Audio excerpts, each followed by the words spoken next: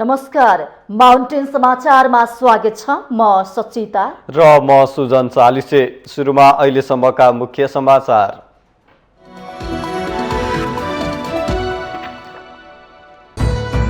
सत्तारूढ दल आगामी निर्वाचनको सिट बाँडफाँडको कसरतमा व्यस्त।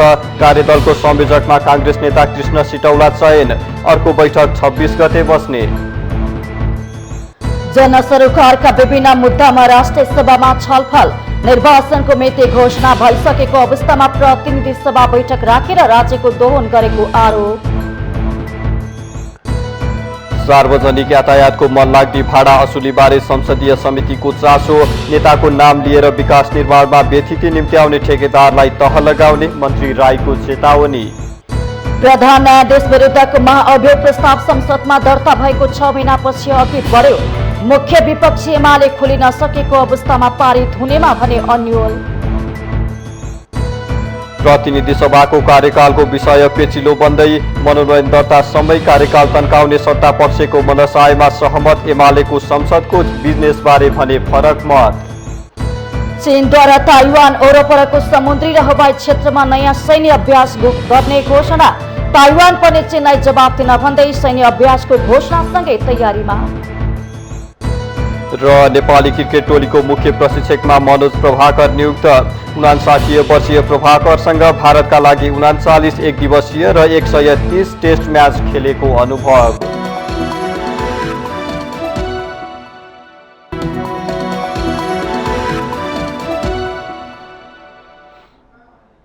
अब समाचार विस्तारमा। सत्तारूढ गठबन्धनको चुनावी तालमेलका लागि सीट बाँडफाँडका विषयमा प्रस्ताव तयार पार्न गठित कार्यदलको संयोजकमा नेपाली कांग्रेसका पूर्व महामन्त्री कृष्ण प्रसाद सिटौला चयन हुनु भएको छ। सोमबार प्रधानमन्त्री निवास बालुवाटारमा बसेको कार्यदलको पहिलो बैठकले कार्यदलको संयोजन गर्ने जिम्मेवारी कांग्रेसका पूर्व महामन्त्री सिटौलालाई दिने निर्णय गरेको हो। पूर्व महामन्त्री कृष्ण प्रसाद सिटौलालाई बैठकको संयोजन गर्ने जिम्मेवारी दिएका छौँ र आजको बैठक सकारात्मक रूपमा अन्त भएको छ।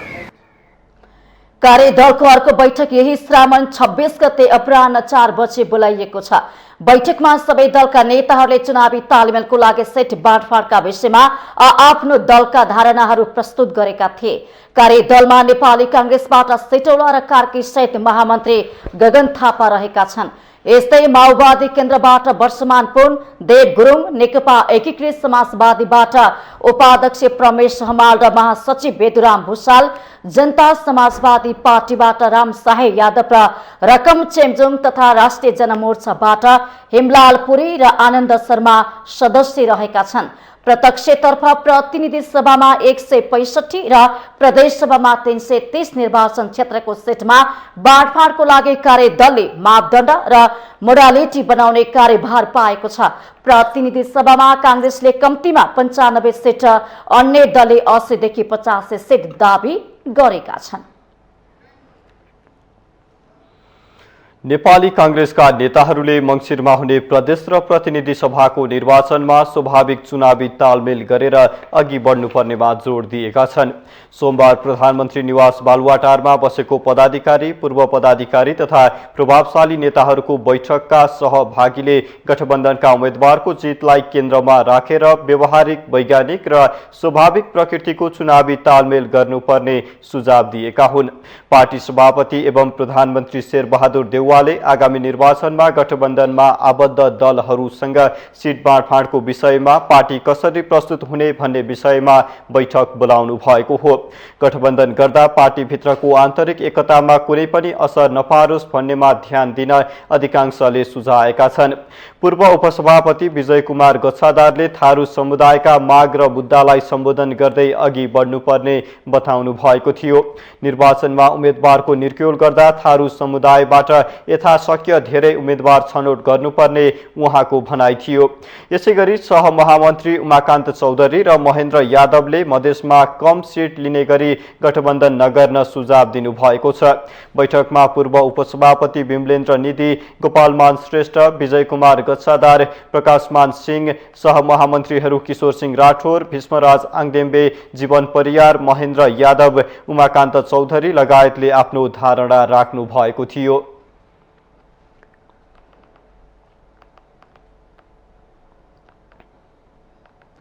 राष्ट्रिय सभाका सांसद खिमलाल देवकोटाले प्रतिनिधि सभाको बैठक राखेर राज्यको दोहन गरिएको आरोप लगाउनु भएको छ। सोमबार राष्ट्रिय सभा बैठकको विशेष समयमा उहाँले प्रदेश र प्रतिनिधि सभाको निर्वाचन घोषणा भइसकेपछि प्रतिनिधि सभाका सांसदहरूको कार्यकाल समाप्त भएको दावी गर्दै अझै बैठक बसिराख्नु राज्यको दोहन भएको दावी गर्नु भएको हो। संविधानले सभामुख र उपसभामुखको पद मात्र अर्को निर्वाचनको उम्मेदवारी दाखिला गर्ने अघिल्लो दिनसम्म कायम रहने उल्लेख गरेको भन्दै उहाँले अरू सांसदहरूको कार्यकाल समाप्त भयो भनेर बुझ्नुपर्ने जिकिर गर्नुभयो। अध्यक्ष महोदय, चुनाव लगायत केही समसामयिक विषयमा कुरा राख्ने अनुमति चाहन्छु। सबभन्दा पहिला सरकारले प्रतिनिधि सभा र प्रदेश सभाको चुनावको मिति घोषणा गरिसकेपछि सरकार, प्रतिनिधि सभा र प्रदेश सभा सबै काम चलाउन्। पहिलो सवाल, संसदीय मूल्य, मान्यता र परम्परा अनुसार काम चलाउने निकायले दीर्घकालीन महत्त्व राख्ने र प्रभाव पार्ने निर्णय गर्दैनन्, नीति तथा कानुन बनाउँदैनन्। यसमा सरकारवालाहरूको ध्यान जाओस्। दोस्रो, अर्का सांसद दिलकुमारी रावल थापाले निर्वाचन सम्बन्धी कानून संशोधन गर्न माग गर्नु भएको छ। सांसद थापाले वर्तमान निर्वाचन प्रणालीमा सुधार गर्न आवश्यक रहेको जोड दिँदै गणतन्त्र र संहितालाई बलियो बनाउनको लागि निर्वाचन प्रणालीको सुधार गर्नुपर्नेमा जोड दिनु भएको हो। हाम्रो व्यवस्था संघीय लोकतान्त्रिक गणतन्त्रलाई बलियो बनाउनको लागि निर्वाचन प्रणालीमा गर्नुपर्ने सुधारका लागि किन दलहरू गम्भीर बन्न सकिरहेका छैनन्? साथै हामीले प्राप्त गरेको यो संघर्षबाट प्राप्त गरेको संघीय लोकतान्त्रिक गणतन्त्र संहितालाई संस्थागत गर्न बलियो बनाउनको लागि वर्तमानमा देखिएको निर्वाचन प्रणालीलाई सुधार गर्न जरुरी छ, म सरकारलाई भन्न चाहन्छु। यस्तै नेकपा माओवादी केन्द्रकी सांसद गंगा कुमारी बेलबासले संविधानिक परिषद 7 सदस्य हुने व्यवस्था गर्न माग गर्नु भएको छ। सांसद बेलबासले राष्ट्रिय सभाका उपाध्यक्ष समेत सदस्य रहने गरे संविधानिक परिषद 7 सदस्य बनाउन सरकारसँग माग गर्नु भएको हो। 6 जनाको संवैधानिक परिषद छ। हामीले गतिशील संविधान बनाएका छौं 2072। त्यसो गर्दाखेरि हामीले संविधान नै संशोधन गर्नुपर्छ भने संशोधन गरेर त्यसमा 7 जनाको व्यवस्था गर्नुपर्छ भन्ने म विषय यहाँ राख्न चाहन्छु। सत्तारूढ नेपाली कांग्रेसकी सांसद दुर्गा कुमारी गुरुङले खेलाडीहरूलाई पनि पेन्सन दिने व्यवस्था मिलाउन माग गर्नु भएको छ। सांसद गुरुङले उमेर हदको व्यवस्था गरी राष्ट्रिय तथा अन्तर्राष्ट्रिय क्षेत्रमा सम्मान पाएका खेलाडीहरूलाई शिक्षक कर्मचारीहरूलाई जस्तै पेन्सन दिने व्यवस्था गर्न सरकारसँग माग गर्नुभयो। खेल मैदानहरू र खेलका साधनहरू व्यापक बनाउनु पर्दछ। खेलाडीहरूलाई सम्मान गरी उनीहरूको हौसला बढाउनु पर्दछ। सबै उमेर र समूहको आधारमा विभिन्न स्तरमा खेलकुदका प्रतियोगिताको योजना गरिनु पर्दछ र निरन्तर वर्ल्ड ह्यान्डसेक बापत निश्चित रकम दिने व्यवस्था गरिनु पर्दछ। साथै सांसद गुरुङले युवाहरूलाई परिचालन गरी देशको विकास गर्नुपर्ने आवश्यकता भए पनि सरकारले सो अनुसारको नीति, कार्यक्रम र बजेट ल्याउन नसकेको गुनासो गर्नु भएको छ।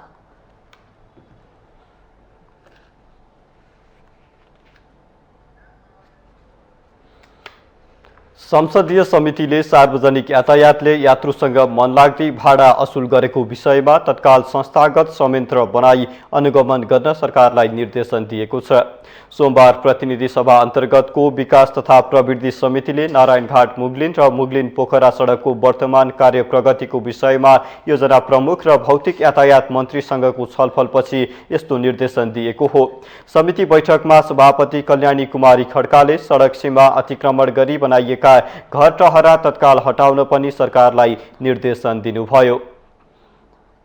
सडक सीमा अतिक्रमण गरी गुनासोपछि बनाएका घर तथा सडक सीमाभित्र रहेका नारायणघाट पोखरा लगायत देशका महत्त्वपूर्ण सडकहरूमा वर्षायाममा पहिरो आउँदा पहिरो तत्काल पञ्चायत सडक खुला गर्ने कार्यमा जटिल पुग्न अवरोध हुने गरेको पाइएको सडक सीमाभित्रका घर तथा विद्युत पोल सम्बद्ध नेताहरूसँग समन्वय गरी तत्काल हटाउने आवश्यक व्यवस्था गर्न। यसअघि समितिको बैठकमा बोल्दै भौतिक पूर्वाधार तथा यातायात मन्त्री मोहम्मद इस्तियाक राईले नेताको नाम लिएर विकास निर्माणमा व्यथिति निम्त्याउने ठेकेदारहरूलाई तह लगाउने चेतावनी दिनुभएको छ। उहाँले त्यस्ता ठेकेदारहरूको खोजी भइरहेकाले बिस्तारै ठिक लगाउने बताउनुभयो। मन्त्री राईले ठेक्का लिने तर समयमा नै काम नसकी विभिन्न व्यथिति ल्याउने ठेकेदारहरूलाई नछोड्ने चेतावनी दिनुभयो। त्रुटि गर्ने कोहीले पनि छोड्ने अवस्था हुँदैन, जो जताको भए पनि हो। तर समस्या छ, व्यथिति छ, कोही कसको भन्ने यो देशमा चाहिँ विभिन्न नेताहरूको खोल ओढेर चाहिँ ठेकेदारहरूको व्यथिति छ। हामी त्यसले खोजी गर्दैछौँ, बिस्तारै चाहिँ हामी ठिक पार्छौँ, तर योलाई ठिक पार्छौँ त्यति जोखो हुन सक्दैन। सोही छलफलमा नेकपा एमालेकी सांसद विद्या भट्टराईले विकास निर्माणमा तहगत समन्वयको अभाव रहेको औल्याउनुभयो। उहाँले संघीयताले तिनै तहलाई आफ्नो क्षेत्राधिकार छैन भनेर पन्छिन सजिलो भएको आरोप लगाउनुभयो। बनाउनु पर्ने हो, तर हामी गैर जिम्मेवार बन्नका लागि यसले ठाउँ दिएको छ भन्ने ठानेका छौँ। यो हामी सबैले यदि यसरी गयौँ भने मलाई लाग्छ हाम्रो सिस्टममाथि नै प्रश्न उठ्छ, सिस्टममाथि प्रश्न उठ्ने गरी हामी जानु हुँदैन भन्ने मेरो सुझाव छ। त्यस्तै नेपाली कांग्रेसका सांसद सञ्जय गौतमले संघीयता आएसँगै स्थानीय सरकारहरूले डोजर आतंक मचाएका कारण सडकमा ठूलो समस्या निम्तिएको बताउनुभयो। जुन स्थानीय सरकारहरूले उहाँले गऱ्यौँ यसले जुन एउटा खालको विकासको गति देखिन्छ गाउँघरमा, त्यसले के भने यो शाखा सडकहरू जुन आज निर्माण भइरहेको छ, डोजर आतंक छ, जुन किसिमले हाम्रो आवश्यकताले पनि त्यसलाई निम्त्याइरहेको छ, त्यसले गर्दाखेरि एउटा समस्या ठुलो समस्या हामीले आज भएको छौँ। अघि प्रस्तुत गर्दाखेरि पनि बैठकमा अधिकांश सांसदहरूले विकास निर्माणको काममा तिनै तहले समन्वय गरेर काम नगरेको बताएका थिए।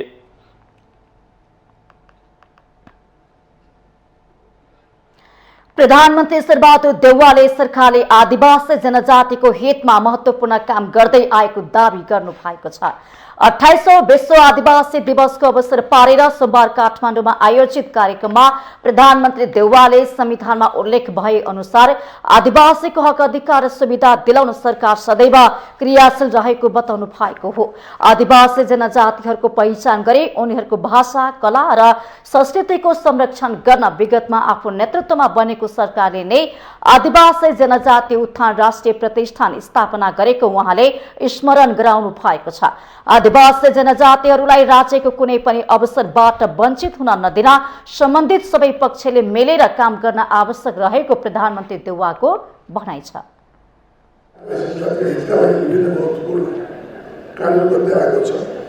आदिवासी जनजाति उत्थान राष्ट्रिय प्रतिष्ठान स्थापना गरी सरकारी तौरबाट आदिवासी जनजातिको पहिचान गर्ने, उनीहरूको भाषा संस्कृतिको संरक्षण सम्बन्ध गर्ने कार्यको थालनी मेरो नेतृत्वको सरकारले गरेको पनि स्मरण गर्न चाहन्छु।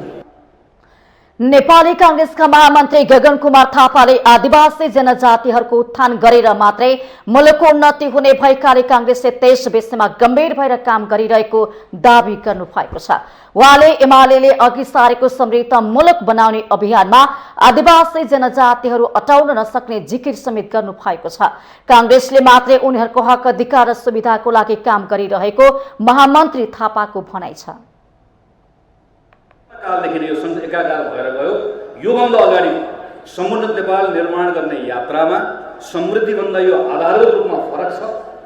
समुन्नत नेपालभित्र मात्रै नेपालको आदिवासी जनजाति आन्दोलनले अहिलेसम्म प्राप्त गरेका उपलब्धिहरूको रक्षा हुन्छ र नयाँ उपलब्धिहरू थपिन सक्छ, तर समृद्ध नेपालको आकांक्षाभित्र त्यसका लागि कुनै ठाउँ छैन। महामन्त्री थापाले आफ्नो पार्टीले जनजातिहरूको पहिचान मेटिन नदिन संविधान निर्माणको बेलामा पनि नेतृत्वदायी भूमिका निर्वाह गरेको बताउनु भएको छ।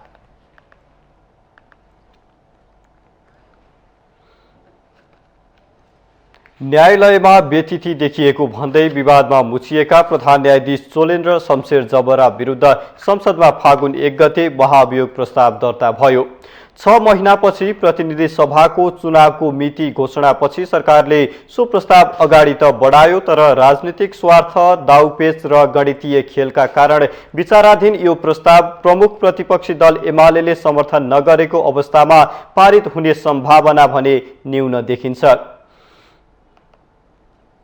झण्डै 6 महिनादेखि संसदमा अलपत्र प्रधान न्यायाधीश चोलेन्द्र शमशेर राणा विरुद्धको महाभियोग प्रस्ताव बल्ल अघि बढेको छ। गत फागुन 29 गते 5 दलीय गठबन्धनले अपत्यारिलो ढंगबाट ल्याएको महाभियोग प्रस्ताव राजनीतिक स्वार्थ, दाउपेचका कारण अघि बढ्न सकेको थिएन। प्रधान न्यायाधीश जबरा लोकतन्त्र, मानवाधिकार, जनताको न्याय, विधिको शासन, संवैधानिक सर्वोच्चता एवं स्वतन्त्र, निष्पक्ष र जिम्मेवार न्यायालयको जगेर्ना गर्न असक्षम रहेको भन्दै 5 दलीय सत्ता गठबन्धनका 98 जना सांसदले हस्ताक्षर गरेर महाभियोग दर्ता गराएका थिए।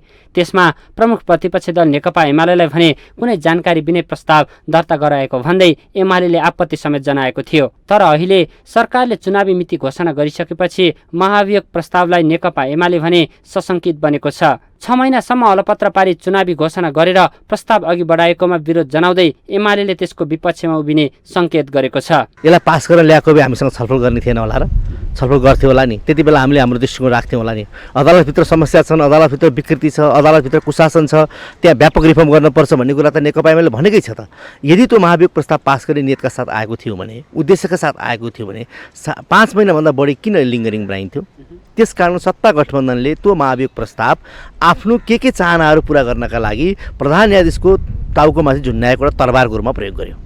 अदालतको रिफर्मको भन्दा पनि कुनै एउटा अमुक मान्छेलाई काम प्रधान न्यायाधीश बनाउने, त्यस मार्फत सत्ता गठबन्धनलाई सजिलो हुने गरी निर्णयहरू गराउने, त्यसको चाहना देखिन्छ। सत्ता गठबन्धनका दलहरूले राणालाई अदालत बाहिर राखिरहन महाभियोग प्रक्रिया लम्ब्याउने र पारित नगर्ने रणनीति बनाएको आरोप खेपिरहेका थिए। तर चुनावको मिति घोषणा गरिसकेपछि महाभियोग प्रस्ताव सिफारिस समितिमा पठाएर राजनीतिक स्वार्थ पूरा गर्न खोजेको आरोप एमालेले लगाए पनि सत्ता गठबन्धन सो आरोप मान्न तयार छैन। महाभियोग अघि बढाउने प्रस्तावमाथि छलफल हुँदा प्रतिनिधि सभा बैठकमै सत्तापक्ष र प्रतिपक्षका सांसदहरू आरोप प्रत्यारोपमै उत्रिएका थिए। सरकार कामचलाउ भइसकेको र निलम्बित प्रधान न्यायाधीश जबराको कार्यकाल समेत सकिन लाग्दा प्रस्ताव अघि बढाइएको भन्दै एमालेका सांसदले चर्को विरोध गरेका थिए। तर सत्तारूढ दलका सांसद प्रकाश रसाइली भने जबराले पद अनुसारको आचरण नदेखाएको आरोप लगाउँदै सहमतिको आधारमा महाभियोग प्रस्ताव पारित गराउनुपर्ने बताउनुहुन्छ।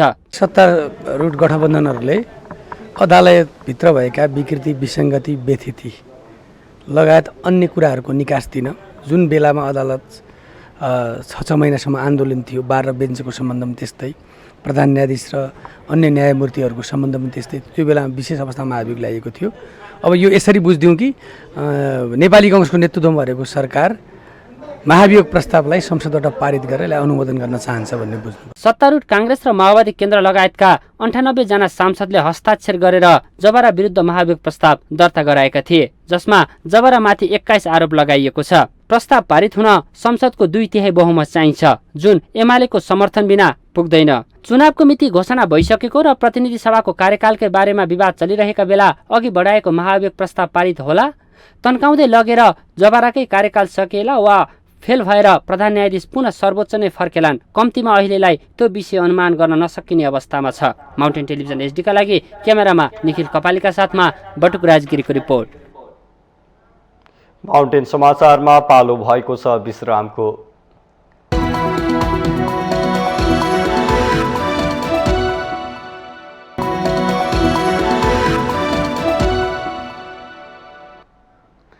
विश्रामपछि स्वागत छ। अब बाँकी समाचार।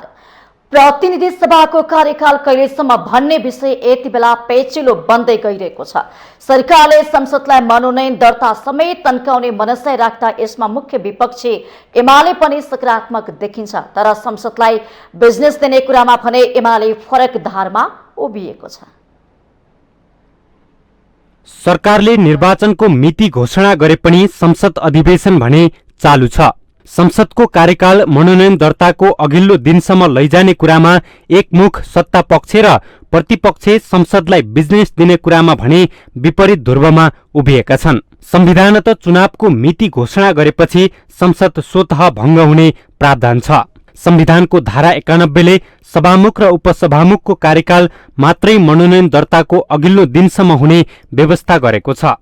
तर सरकार संविधान विपरीत संसद जीवित राख्ने र अन्तिम चरणमा पुगेका विचाराधीन विधेयकहरूलाई अघि बढाउने कसरत गरिरहेको छ।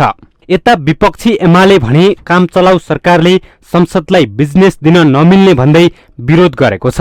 काम चलाउ सरकारले सदनलाई बिजनेस दिन मिल्छ र सभामुख महोदय, उसले बिजनेस दिने र त्यो बिजनेस नयाँ विधेयक दर्ता गर्ने या उठेका विधेयकहरूमाथि उठेका प्रश्नहरूको छलफल गर्ने त्यो स्थिति बन्छ। सत्ता पक्षका सांसदहरूले महिनौं दिनसम्म संसदलाई बन्धक बनाएर तलब भत्ता खान पल्केको प्रतिपक्षले यसपटक पनि संसदलाई काम गर्न नदिई तलब भत्ता पचाउने दाउमा लागेको आरोप लगाएका छन्। नेपाली कांग्रेसका सांसद तेजुलाल चौधरीले संसद चलाउने हो भने यसलाई पूर्ण बिजनेस दिनुपर्ने भन्दै एमालेको विरोधको कुनै तुक नरहेको बताउनुभयो। मेरो भनाइ प्रष्ट के छ भन्दाखेरि संसद 5 वर्षको अवधि हो।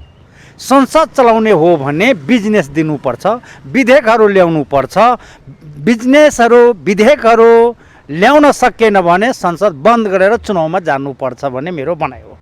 दुई पटक विघटन प्रयास भएको प्रतिनिधि सभाको निश्चित कार्यकाल कहिलेसम्म हो, यो बहसको विषय बनिरहेको छ। कतिपय संविधानविदले सरकारले निर्वाचनको मिति घोषणा गरे पश्चात संसद स्वतः भङ्ग हुने संवैधानिक प्रावधान रहेको तर्क गर्छन् भने कतिपयले संविधानले संसदको कार्यकाल 5 वर्ष हुने स्पष्ट व्यवस्था गरेकाले पूर्ण कार्यकाल काम गर्न पाउनुपर्ने तर्क गर्छन्। वरिष्ठ अधिवक्ता टीकाराम भट्टराई प्रतिनिधि सभा जीवित रहने तर निर्वाचनको मिति घोषणा भएपछि संसदले अत्यावश्यक कामहरू बाहेक नियमित बिजनेस दिन नमिल्ने तर्क गर्नुहुन्छ। कुनै बाह्य मुलुकसँग युद्ध गर्नुपर्ने अवस्था आयो, भूकम्प गयो, दैविक पीडित भयो, त्यस्तो बेलामा प्रतिनिधि सभा एक्टिभ भएर काम गर्न सक्छ। अरू रेगुलर बिजनेस कानुन बनाउने बजेट विनियोजन गर्ने कुरामा यति बेला निर्वाचन घोषणा भइसकेपछि रेगुलर काममा इङ्गेज हुँदैन प्रतिनिधि सभा।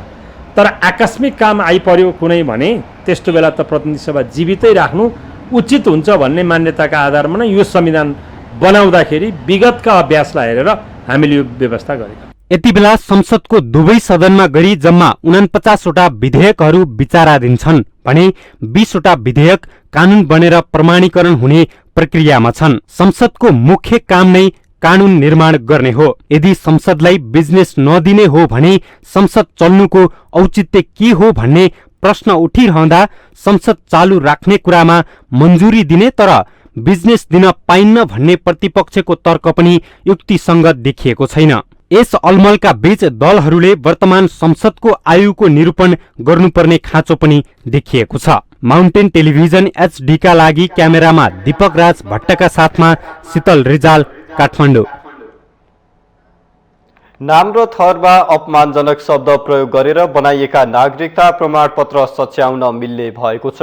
सरकारले सम्बन्धित व्यक्तिले माग गरे अपमानजनक नाम र थर उल्लेख भएका नागरिकता प्रमाणपत्र प्रक्रिया पुर्याएर सच्याउन सकिने जानकारी गराएको हो। गृह मन्त्रालयका प्रवक्ता फणिन्द्र मर्री पोखरेलले सोमबार विज्ञप्ति जारी गर्दै नाम र थरमा अपमानजनक शब्द राखी नागरिकता प्रमाणपत्र जारी भएको विषयमा ध्यानाकर्षण भएको उल्लेख गर्नुभएको छ। अबदेखि नाम र थरमा अपमानजनक शब्द राखेर नागरिकता प्रमाणपत्र जारी नगर्ने व्यवस्था मिलाइएको पनि विज्ञप्तिमा उल्लेख गरिएको छ। विभिन्न जिल्ला प्रशासन कार्यालयबाट जारी भएका नागरिकतामा व्यक्तिको नाममा अपमानजनक शब्द प्रयोग भएको समाचार सार्वजनिक भएपछि गृहले अबदेखि त्यस्तो हुन नदिने बताएको हो।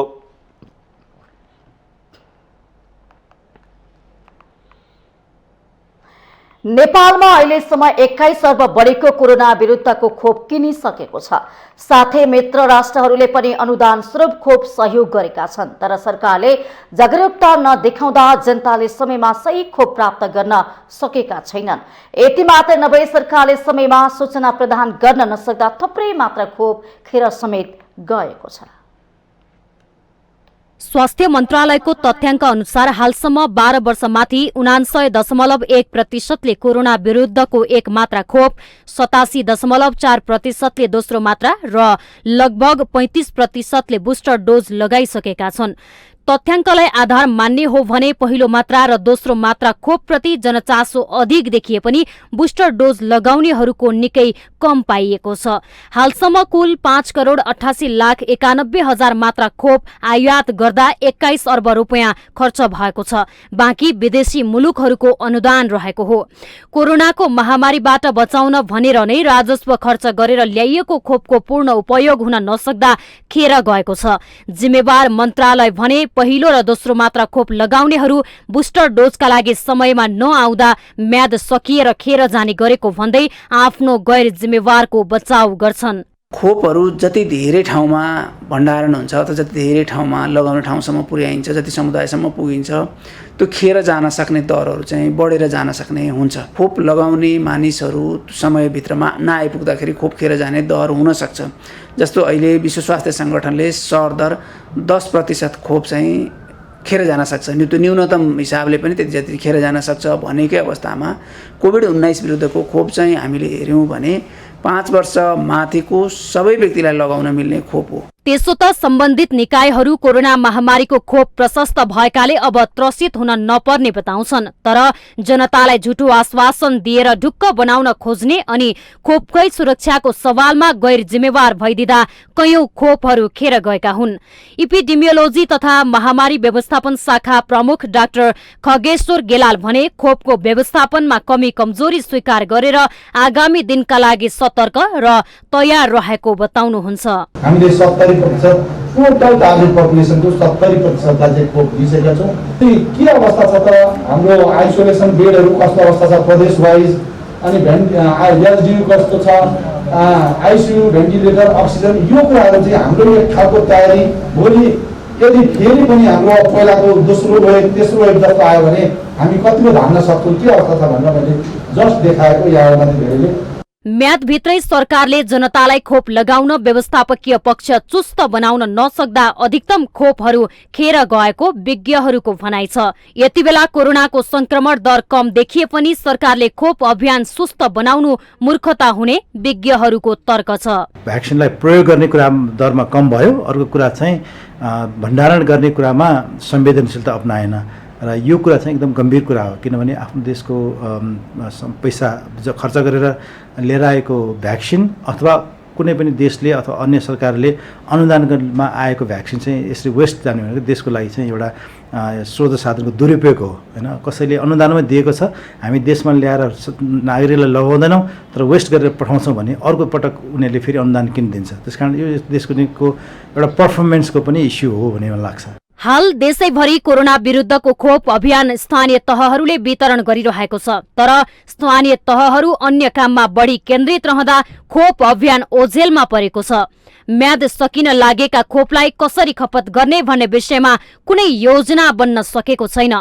मनलाग्दी रूपमा खोप अनुदानमा भित्र्याइएको छ। न त माथिल्लो तहमा विवरण पेश भएको छ, न त केन्द्रले अनुगमन नै गर्न सकेको छ।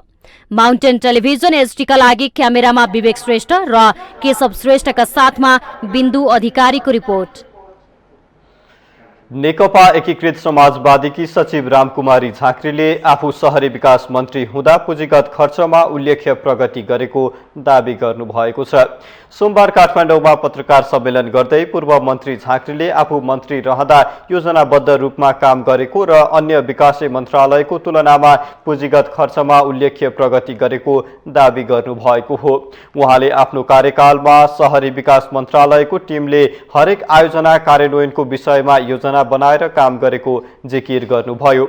आयोजनाले पार्ने प्रभावको विश्लेषण गरेर मात्रै हरेक आयोजनाको तयारी गर्नुपर्ने भन्दै झाँक्रीले नीतिगत अनियमितता रोक्न समिति बनाएर प्रतिवेदन तयार पारेको उल्लेख गर्नुभयो। कुनै पनि आयोजना समयमा सम्पन्न हुन आयोजना पूर्वको तयारीको महत्त्वपूर्ण कुरा छ भन्ने कुरा अब हामीले एकदमै भन्नुपर्छ, एडभोकेसी गर्नुपर्छ। एउटा दोस्रो कुरा आयोजना तयारीका लागि त्यो आयोजनाको सम्भाव्यता, त्यसले दिने इम्प्याक्टको कुरा पनि एनालाइसिस गर्नुपर्छ भन्ने कुरा पनि होस् भन्ने कुरा।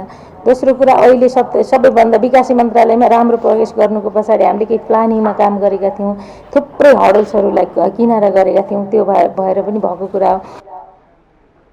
उहाँले उपभोक्ता समितिले गर्ने काम गुणस्तरहीन र असार मसान्तमा आएर काम सक्ने गरेकाले अख्तियारले समेत प्रश्न उठाएको बताउनुभयो। आफू मन्त्री हुँदा मन्त्रालयबाट स्वीकृत योजनाहरू सबै सार्वजनिक खरिद प्रक्रियाबाट गर्ने प्रयास गरेको झाँक्रीको दाबी थियो।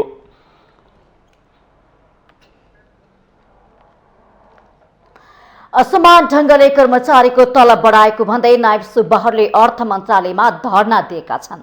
सोमबार सिंहदरबार स्थित अर्थ मन्त्रालय अगाडि काठमाडौँ, भक्तपुर र ललितपुरका नायब सुब्बाहरूले कर्मचारीको तलब समान ढंगले बढाउन माग गर्दै धरना दिएका छन्। आइतबार सार्वजनिक भएको तलबमान बजेट घोषणा विपरीत भएको भन्दै नायब सुब्बा र त्यसभन्दा तल्लो तहका कर्मचारीहरू आन्दोलनमा उत्रिएका छन्। आफ्नो माग पूरा नगरे मंगलबारबाट झनै सशक्त रूपमा आन्दोलनका कार्यक्रम गर्ने आन्दोलित जिल्ला प्रशासन कार्यालय काठमाडौँका नायब सुब्बा गोविन्द प्रसाद कोइरालाले चेतावनी दिनु भएको छ।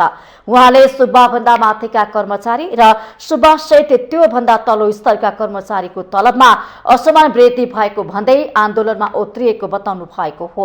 उहाँले नासुलाई घृणित र अपमानित व्यवहार गरेको बताउनु भएको छ। खबरलाई चाहिँ उहाँहरूले छोटो समयमा प्राप्त गरेर यो आन्दोलनमा सहभागी हुने आउनुभएको छ। कुनै सङ्गठनबाट छैनौँ, हामी स्वतः स्फूर्त, हामीलाई असाध्य अन्याय परे हुनाले नासुलाई चाहिँ असाध्य यति घृणित र अपमानित व्यवहार गरेको छ नेपाल सरकारले। त्यसैका विरुद्धमा हामी अहिले यो शान्तिपूर्ण रूपमा यहाँ धरना बस्न आएका छौँ। यो हाम्रो विषयको, हाम्रो मागको सम्बोधन भएन भने हामी देशभरिका नासीहरू एकजुट भएर चाहिँ हामी योभन्दा कडा रूपमा आन्दोलन गर्न पनि तयार हुन्छौँ। उनीहरूले सरकारले चोर बाटोबाट तलब वृद्धि गरेको भन्दै समान तलब वृद्धिको माग गर्न अर्थ मन्त्रालयले घेराउ गर्नु परेको दावी गरेका छन्।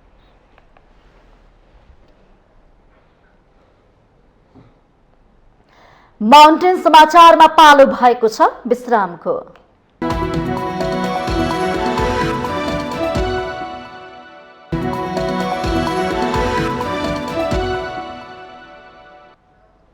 विश्रामपछि स्वागत छ। अब बाँकी समाचार। चिकित्सा शिक्षा आयोगले नेपालमा एमबीबीएस अध्ययन गर्ने विदेशी विद्यार्थीको संख्या बढेको जनाएको छ। आयोगले सोमबार गरेको पत्रकार भेटघाट कार्यक्रममा यो वर्ष 265 जना विदेशी विद्यार्थी अध्ययनका लागि भर्ना भएको र यो संख्या गत वर्षको भन्दा 6 गुणा बढी रहेको जानकारी दिइएको छ। सामान्य मानिसहरूमा चिकित्सा शिक्षाको पहुँच क्रमशः वृद्धि भइरहेको आयोगका सदस्य सचिव डाक्टर भोजराज काफ्लेले बताउनुभयो।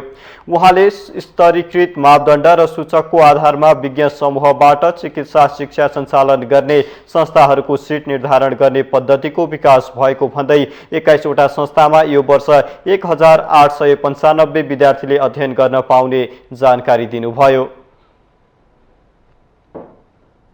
2232 जना विद्यार्थीलाई छात्रवृत्ति उपलब्ध छ मेडिकल सेक्टरमा। त्यसमा एमबीबीएसमा मात्रै 430 जनालाई छ। त्यो 430 जना मध्ये पनि अरू खुला छ, आरक्षण भन्ने हुन्छ, त्यतातिर जानु परेन। त्यसपछि विदेशी विद्यार्थीहरूको पनि अलिकति चर्चाको विषय हुने गर्छ। हामी कहाँ विदेशी विद्यार्थीहरूको लागि मात्रै सिटहरू लगभग 1300 समथिङ छ गरी यहाँ मैले टोटल लेखिन छु। अनि यो एमबीबीएसमा मात्रै 557 जनाले पढ्न पाउने अवसर छ। चिकित्सा शिक्षा आयोग अन्तर्गतको योजना समन्वय तथा प्राज्ञिक उन्नयन निर्देशनालयका निर्देशक प्राडा रमेश प्रसाद आचार्यले देशमा नर्सिङ पेसालाई व्यवस्थित बनाउन नसक्दा नर्स पढेर बेरोजगार बन्ने मात्रै काम भइरहेको बताउनुभयो। उहाँले नर्सिङ अध्ययन गर्नेले जागिर नपाएको भन्दै यसलाई सरकारले थप चासोका साथ लिनुपर्ने उल्लेख गर्नुभयो। 10,000 नर्स बेलायत लगिँदैछ भनेर झुटो हल्ला फैलाइएको भन्दै उहाँले बेलायतसँगको सम्झौतामा स्वास्थ्य जनशक्ति क्रमशः लैजाने भनिएको जानकारी दिनुभयो। विदेशमा जाँदैछन् भनेर हङ्गामा फैलाइएको छ। 10,000 त बेलायतले लाने भयो। ओहो, हतार हतार के एग्रिमेन्ट भयो भनेर हेरे त होइन। स्वास्थ्य जनशक्ति क्रमशः लाँदै जाने भनेर रहेछ। त्यहाँ नर्स भन्ने कहीँ पनि उल्लेख गरेको छैन त्यो सम्झौतामा पनि। त्यसै त्यो कलेजहरू बन्द भएको रिपरकसन चाहिँ क्वालिटी भएन, हस्पिटल भएन भनेर चाहिँ पूर्वाधार पुगेन भनेर आयोले उ गरे हो। त्यसको रिपरकसन चाहिँ अब 10,000 उता जाने भयो, अब कहाँ यहाँ सुई लाउने मान्छे हुँदैन भनेर त्यो प्रायोजित हङ्गामा हो। आयोगले 2079 सालमा हालसम्म एमबीबीएस अध्ययन गर्न 188 जना नेपाली विद्यार्थी विदेश गएको जानकारी दिएको छ।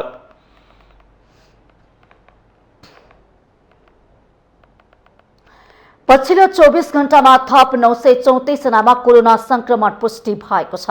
स्वास्थ्य तथा जनसंख्या मन्त्रालयका अनुसार 5351 जनामा परीक्षणमा 934 जनामा संक्रमण पुष्टि भएको हो। स्वास्थ्य मन्त्रालयका अनुसार 2862 जनाको पीसीआर परीक्षण गर्दा 498 जना र 2489 जनाको एन्टिजेन परीक्षण गर्दा 436 जनामा संक्रमण देखिएको मन्त्रालयको भनाइ छ।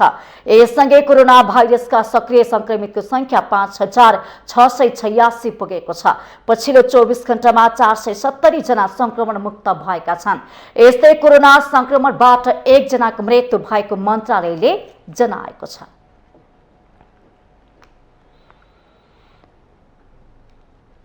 साउन अन्तिम सातादेखि काठमाडौँमा कुहिने फोहोर उपत्यकामै व्यवस्थापन हुने भएको छ। पछिल्लो समय जटिल बनिरहेको फोहोर व्यवस्थापनका लागि स्थान पहिचान भएसँगै त्यस्तो फोहोर उपत्यकामै व्यवस्थापन गर्न लागिएको काठमाडौँ महानगरपालिकाले जनाएको छ। कुहिने फोहोरलाई उपत्यकामा नै व्यवस्थापन गर्न पहिलो चरणमा कीर्तिपुरमा करिब 50 रोपनी जग्गा प्राप्त भएको र सोही स्थानबाट नै काम सुरु गर्ने बताइएको छ। उक्त स्थानमा अहिले दैनिक 40,000 किलो त्यस्ता फोहोरको व्यवस्थापन गरी मल उत्पादन गर्न सकिने महानगरको आकलन छ। त्यहाँ हाल 8वटा वडाबाट उत्पादन हुने कुहिने फोहोरको व्यवस्थापन गर्ने र उत्पादित मल सहुलियत दरमा बिक्री गर्ने महानगरको तयारी छ। बन्सरे डाँडामा हानिकारक फोहोर व्यवस्थापन नगर्ने योजना अनुरूप यस किसिमको अभ्यास हुन लागेको हो। साथै निजी फोहोर संकलकलाई कानुनी दायरामा ल्याउने पनि महानगरले जनाएको छ।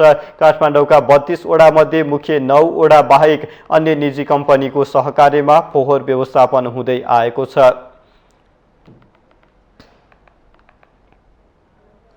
सप्तकोशी नदीले धार परिवर्तन गर्दै उदयपुरको बेलका नगरपालिकाका 5वटा ओडाको मानव बस्तीमा प्रवेश गरे हजारौं मानिसलाई विस्थापित बनायो। नदीले हाल सुनसरीको बराहा क्षेत्र स्थित श्रीलङ्का टापुमा निरन्तर कटान गरिरहेको छ।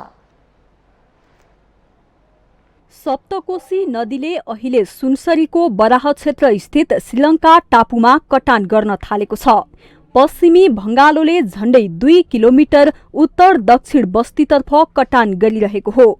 सप्तकोशी नदीको पश्चिमी भंगालोले निरन्तर कटान गरिरहँदा थुप्रै घरको आँगन छेउसम्मै भल पुगेपछि स्थानीय बासिन्दा त्रसित भएका छन्। परदेखि हाम्रो घर अलिक यता थियो, त्यहाँदेखि खेदाउँदै लास्टसम्म यहाँ आइपुग्यो कटानले गर्दाखेरि। अनि यहाँदेखि पनि अब पश्चिम सर्ने त्यहाँदेखि त्यहाँसम्म पुग्यो भने हाम्रो केही उपाय छैन। कटान त भइरहेको छ नि, कटान त धेरै भइरहेको छ नि। अब 2-4 दिनमा त गाउँ नै छिर्छ होला कटान त। त्यस्तो कटान भइरहेको छ। गाउँलेले के सोच्नु, अब सरकारले केही गरेको छैन भने गाउँलेले के गर्नु सक्नु। सुनसरीको बराहा क्षेत्र वडा नम्बर 6 र 9 को आधा भागमा विभाजित भएर बनेको 2 वडामा 800 घरका 3000 भन्दा बढी जनसंख्या छ। उक्त बस्ती सप्तकोशीको पूर्वी र पश्चिमी भंगालोको बीचमा अवस्थित छ। पछिल्लो समय सप्तकोशीले धार परिवर्तन गरेर उदयपुरको बेलकाका 5वटा वडामा प्रवेश गरेपछि भने उत्तरबाट समेत घेरिएको छ। श्रीलङ्का टापुका बासिन्दाको नम्बरी जग्गा अहिले सप्तकोशीको पश्चिमी भंगालो कुदिरहेको स्थानमा पर्दछ। 2036 सालदेखि आफ्नो नम्बरी जग्गाबाट नदी कुद्न थालेपछि पश्चिमतर्फको ऐलानी जग्गामा थुप्रै परिवार सरेका थिए। उनीहरू आफ्नो नम्बरी जग्गाबाट पश्चिमतर्फको ऐलानी जग्गा जुन श्रीलङ्का टापुको नामले चिनिन्छ त्यहाँ सरेका थिए। नदीभन्दा करिब 1.5 किलोमिटर पश्चिमतर्फ सरेका स्थानीयलाई फेरि अन्यत्रै सर्नै पर्ने बाध्यता सृजना भएको छ। हुन्छ नहुने त होइन, हुन्छ गर्छौँ हामी। अब हाम्रो कतिबद्धता त छ, हामी गर्छौँ त भन्छ। अब यस्तै हो, अब उही आश्वासन देखाइदियो अर्कोतिर फ्यालिदियो, त्यस्तै हो। अब के गर्नु, केही हुनेवाला छैन। हामी अब गरिबको समस्या गरिबसँगै। हिउँदमा पूर्व र पश्चिम दुवैतिरको बलौटे बगरको बीचमा रहने र बर्खाको बेला पानीले घेरिएर टापुको रूपमा उक्त बस्ती अवस्थित छ। अब भने बर्खायाममा उत्तरबाट पनि घेरिएको छ। श्रीलङ्का टापुका बासिन्दालाई सम्पूर्ण व्यवस्थापन गर्ने वचन दिँदै सुरक्षित स्थानमा बस्न उदयपुरको बेलका नगरपालिकाले आग्रह गरेको छ। क्षेत्रमा यसले केही पहल गर्न सक्छ है भन्ने एउटा विश्वास मसँग भएको कारणले पनि हामीले धेरै पटक खुसी गरेर उठाएको छौँ। यसलाई नेपाल इन्डिया बिचको जुन सन्धिमा पुनरावलोकन हुनुपर्छ र पूर्व सचिव बाँध्नु पछि पनि त्यसरी सरकारले बाँध्नुपर्छ। हामीले आवाज उठाइरहेको र विगतको सरकारले चर्चामा त ल्याएन यसले कुनै कामै नगरेको। त्यसले हामीले भनेका छौँ यसपल्ट हामीले सरकारसँग अनुरोध गरेर केन्द्र सरकारलाई भनेका छौँ, इन्डियन सरकारलाई भनेका छौँ, यदि यो समयमा काम आउँदो समयमा सरकारले काम गरेन भने स्थानीय सरकारले आफ्नो विकास बजेट पैसा काटेर पनि हामी खुसी बाँड्ने काम सुरु गर्छौँ। यता नगरपालिकाको आग्रहलाई श्रीलङ्का टापुका बासिन्दाले भने अटेर गर्दै आएका छन्। 5 दशक अघि कोशीको किनारामा तटबन्ध थिएन। कोशी पश्चिमबाट बग्थ्यो। त्यसबेला श्रीलङ्का टापु पनि थिएन। कोशी नदी पूर्व र पश्चिम भङ्गालो भएर बग्ने गरेकोमा अब उत्तरबाट समेत बग्न थालेपछि टापुमा कतैबाट पनि सजिलै आउजाउ गर्न नसक्ने अवस्था बनेको छ। राजनीतिज्ञले श्रीलङ्का टापुका बासिन्दालाई हरेक निर्वाचनताका आकर्षक आश्वासन दिएर भोट बैंकको रूपमा प्रयोग गर्दै आएका छन्। तर अब भने भोटको राजनीतिमा टापुका बासिन्दालाई आश्वासन मात्रै नबाडेर विपदका बेला सरकारी निकायले आफ्नो दायित्व पूरा गर्नुपर्ने बेला आएको छ। माउन्टेन टेलिभिजन एचडीका लागि सुनसरी सहकर्मी विनोद आचार्यको रिपोर्ट। नेपाल आयल निगमले अव्यवस्थित तरिकाले मट्टीतेल बिक्री वितरण गरिरहेका विक्रेताको अनुमति पत्र खारेज गर्ने चेतावनी दिएको छ। सोमबार एक सूचना प्रकाशित गर्दै आयल निगमले मट्टीतेल विक्रेतालाई 35 दिनभित्र तोकिए बमोजिमको मापदण्ड पूरा गरी प्रमाणसहित निगमको सम्बन्धित कार्यालयमा सम्पर्क गर्न निर्देशन पनि दिएको छ। आयल निगमले जारी गरेको सूचनामा तोकिएको समयभित्र तोकिएको मापदण्ड पूरा गरी सम्पर्क गर्न नआउने मट्टीतेल विक्रेता प्रमाणपत्र खारेज गरिने उल्लेख गरिएको छ। तत्कालीन अवस्थामा मापदण्ड तथा भौतिक पूर्वाधार पूरा गरी नियुक्ति पाएका मट्टीतेल विक्रेताले हाल त्यस बमोजिम बिक्री वितरण नगरेको पाइएको निगमले बताएको छ। निगमले तोकेको मापदण्ड तथा भौतिक पूर्वाधार पूरा गरी नियुक्ति पाएका मट्टीतेल विक्रेतालाई हाल अव्यवस्थित तरिकाले बिक्री वितरण गरिरहेको पाइएको भन्दै उक्त सूचना जारी गरेको हो।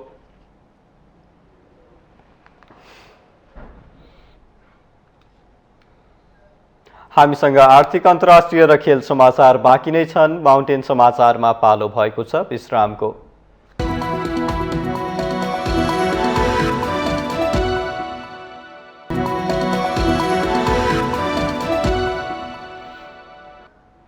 विश्रामपछि स्वागत छ। अब पालो आर्थिक समाचारको।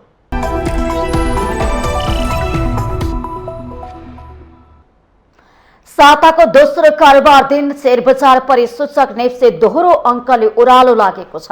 अघिल्लो कारोबार दिन 10.27 अङ्कले बढेर 2123.82 बिन्दुमा पुगेको नेप्से सोमबार 17.67 अङ्कले घटेर 2106.16 बिन्दुमा झरेको हो। सोमबार सेन्सेटिभ इन्डेक्स 3.41 अङ्कले घटेको छ भने फ्लट इन्डेक्स 1.37 अङ्कले र त्यसै गरी सेन्सेटिभ फ्लट इन्डेक्स 1.14 अङ्कले घटेको छ। नेप्से ओह्रालो लागे पनि सोमबार कारोबार रकममा भने अघिल्लो दिनको तुलनामा केही बढेको छ। सोमबार 214 कम्पनीको 65,27,000 किता शेयर 2 अर्ब 85 करोड रुपियाँमा खरिद बिक्री भएको छ। यस्तै 2वटा कम्पनीको शेयर सकारात्मक सर्किट लेभलमा कारोबार भएको छ। सोमबार गुराँस लघुवित्त र हिमालयन हाइड्रो पावरको शेयर सकारात्मक सर्किट लेभलमा कारोबार भएको हो। यस्तै युनिलिभर नेपाल र आरबीबी म्युचुअल फन्डको मूल्य 5% भन्दा बढी बढेको छ। जानकी फाइनान्सको शेयर मूल्य भने सर्वाधिक 4.31% ले घटेको छ। कारोबार रकमका आधारमा सोमबार शिवम सिमेन्ट्सका शीर्ष स्थानमा रहेको छ।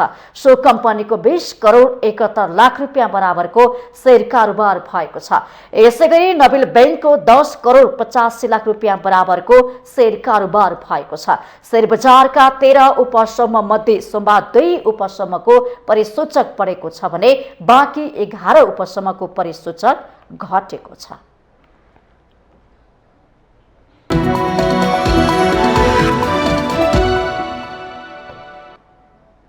विश्रामपछि स्वागत छ। यो सँगै हामी माउन्टेन समाचारको अन्त्यमा आइपुगेका छौं।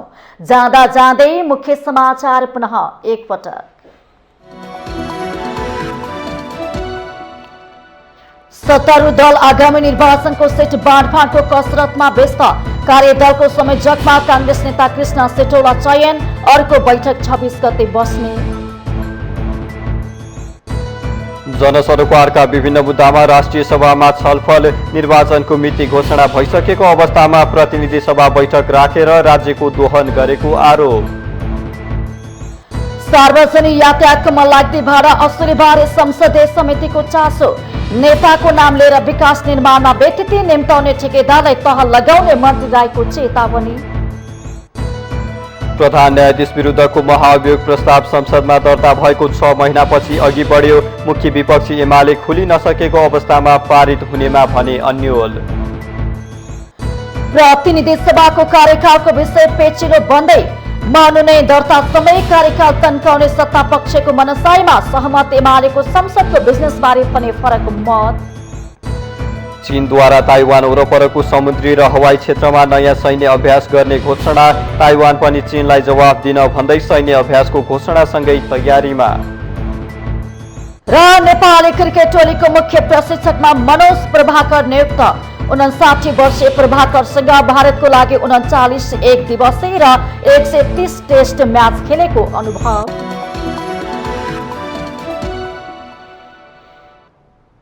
माउन्टेन समाचार अहिलेलाई सकियो। सत्य, तथ्य र निष्पक्ष समाचारका लागि माउन्टेन टेलिभिजन हेर्दै रहनुहोला। नमस्कार।